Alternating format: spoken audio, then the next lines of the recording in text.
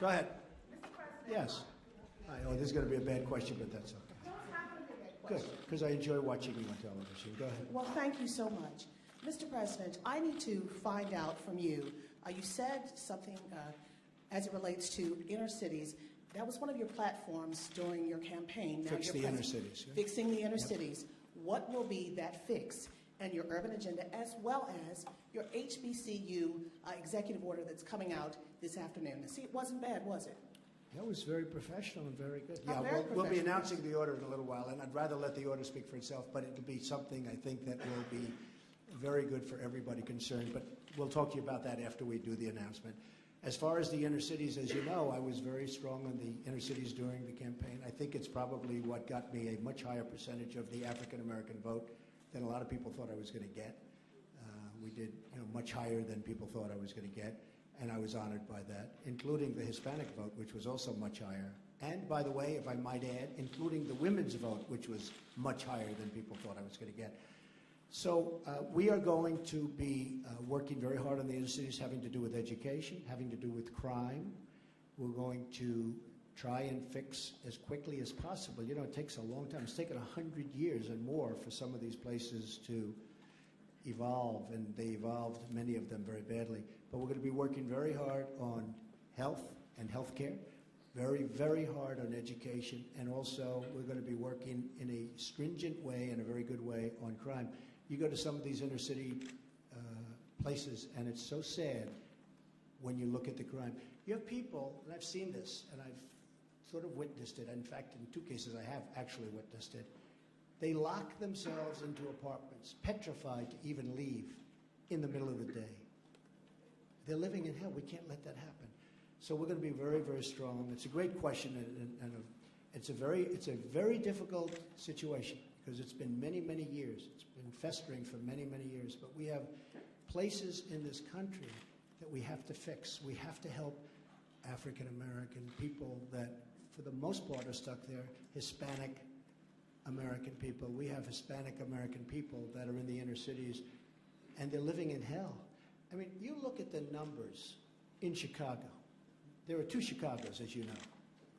There's one Chicago that's incredible, luxurious, and all, and safe. There's another Chicago that's worse than almost any of the places in the Middle East that we talk about and that you talk about every night on the newscasts. So we're going to do a lot of work on the inner cities. I have great people lined up to help with the inner cities. When you say the inner cities, are you going to include the CBC, Mr. President, in your conversations with your urban agenda, your inner city agenda, as well as? Am I going to include? Are you going to include the Congressional Black Caucus and the Congressional? Well, I would. Caucus, I tell you what. Do you want to set up the meeting? Do you want to set up the meeting? No. Are they friends of yours? Just a reporter. No, set up the meeting. I know some of them, but I'm sure. Let's go set up a meeting. I would love to meet with the Black Caucus. I think it's great, the Congressional Black Caucus. I think it's great. I actually thought I had a meeting with Congressman Cummings, and he was all excited, and then he said, "Oh, I can't move. It might be bad for me politically. I can't have that meeting." I was all set to have the meeting. We called him, and he was all set. I spoke to him on the phone. Very nice guy. I hear he wanted that meeting with you as well. He wanted it, but we called. They can't make a meeting with him. Every day I walk in, I said, I would like to meet with him because I do want to solve the problem. But he probably was told by Schumer or somebody like that, some other lightweight.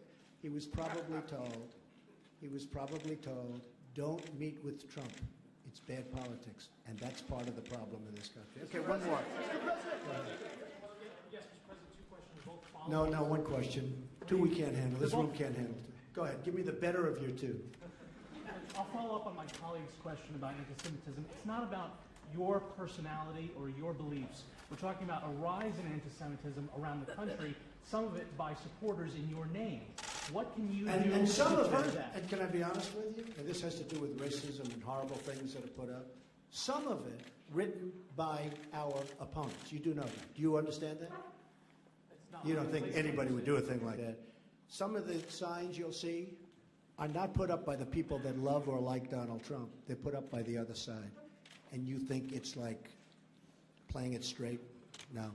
But you have some of those signs, and some of that anger is caused by the other side. They'll do signs and they'll do drawings that are inappropriate, it won't be my people. It will be the people on the other side to anger people like you. Can I just ask one more question? Mr. President, one more question, sir. Go ahead. Go ahead. What are you going to do about it? Who is that? Where is that? Oh, stand up. You can.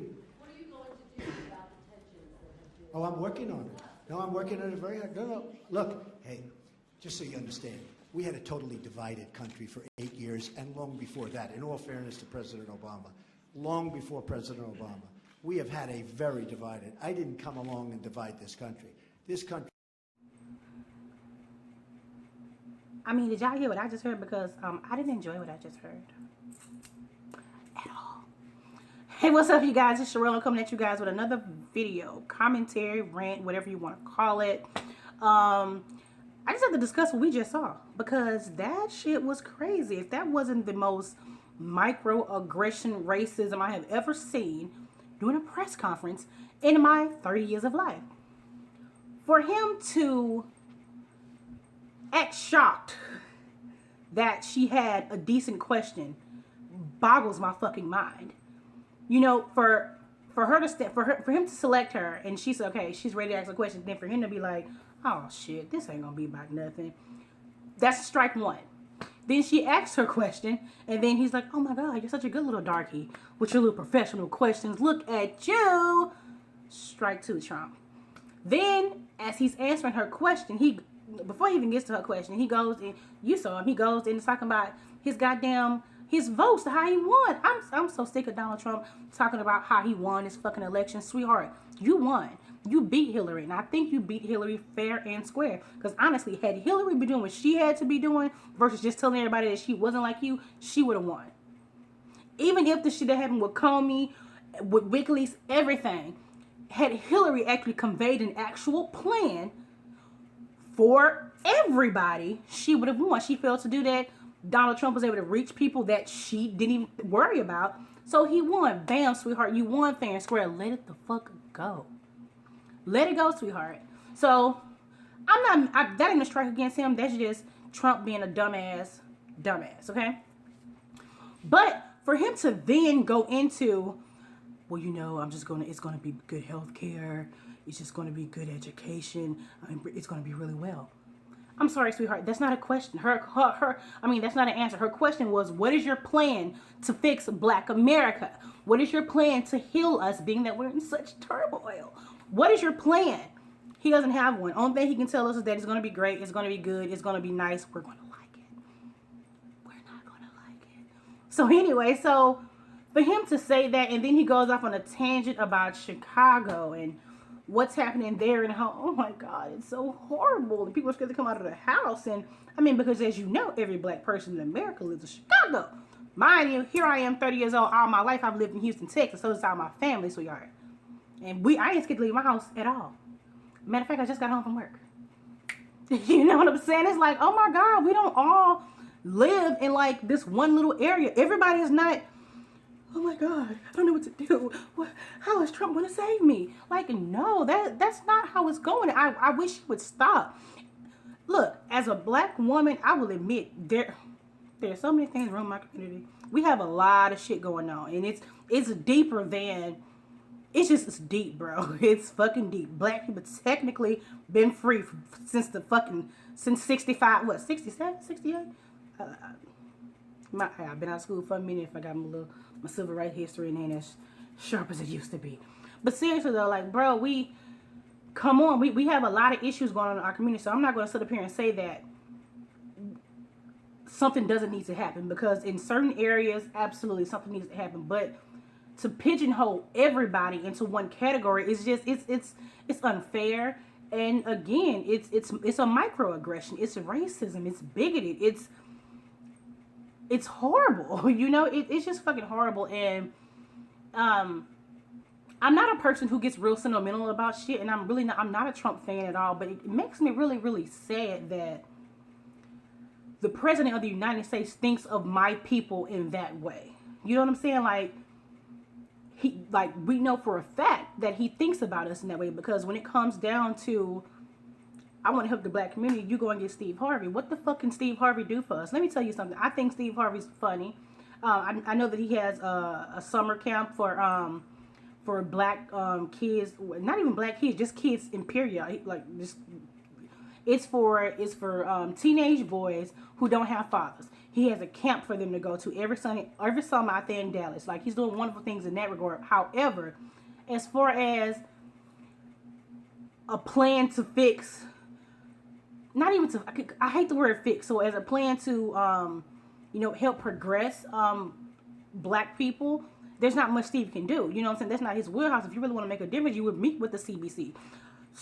But then again, how you gonna meet the CBC when he don't know who the fuck the CBC is? When she was at CBC, he was like, I'm sorry, what?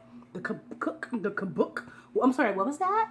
The Congressional Black Caucus. Like, how don't you know that? You're the president. Like, they are on the Capitol. How do you not know what the CBC is? Like, that's crazy. That doesn't make any sense to me that this man doesn't know what the CBC is. It doesn't make sense, but it's not, I'm not surprised. You know what I'm saying? Like, I'm not surprised at all, because if you really want to make change the way you should have, you would have reached out to Senator Lewis, instead of attacking him because he didn't want to go to your inauguration. You should have said, you know what, come to the office, let's talk about some stuff. You know what I'm saying? What can I do what can I do to make you want to work with me? Because that's what Barack Obama did. If you go back to 2000, you listen to his inaugural speech, that's what his speech was all about. He was like, look, I know a bunch of you motherfuckers didn't vote for me, but I'm going to be the president for everybody. I'm going to work with everybody. Whatever y'all need to get done, we're going to have a conversation about it. I'm going to see what I can do to help you out. That's how you're supposed to do. Trump is actually in a perfect position to do shit. If he really want to win, because I think Trump's goal is he wants people to like him. At this point, he just don't want to piss off his base, because I don't think his ego could take it. You know what I'm saying? So he don't want to piss off his base, so that's why he's doing all these Muslim bans and all this unnecessary ass shit. However, if Trump really wanted to get everybody on his side, he would just fire Steve Bannon and sit down and talk to every fucking body, which is something I wish Barack Obama would have done. You know what I'm saying? Like, you just sit down and talk to everybody. Look, go talk to some black people, man. What do y'all need to get done? Like, what programs do y'all need? Go talk to these Mexicans. What y'all need, bruh? Go talk to these Muslims. Go talk to these, go talk to immigrants that are here. Any other immigrants that's here. Like, talk to everybody. Talk to rural white America. Talk to white America that's in the city. Like, you should have a conversation with everyone to figure out what you can do in order to bring about some peace, bro. Like, but then again, that just sounds like fools thinking, because they suppressing votes and shit, and it's just unnecessary. That video, I can't believe what I just saw. It was fucking horrible that he asked her to set up the meeting with the CBC, as if just because she's black and they're black, they must know each other. Like, they texting and shit. Like, girl, Trump say he ready to meet y'all. She don't know them like that. Like, she ain't got their fucking numbers. I can't. I really cannot. Those are my thoughts. You guys have a lovely fucking day. I can't talk about this no more. My mouth is dry and I'm thirsty, and I think I just need to eat like a cookie or some shit to calm the fuck down, my nigga. I need like I got some oatmeal raisin cookies back there. Anyway, that was my little rant of the day about this bullshit that I just saw. Like this video. Go click the thumbs up if you like this video. I rant from time to time. Y'all have a good day. Stay down from H-Time. Deuces.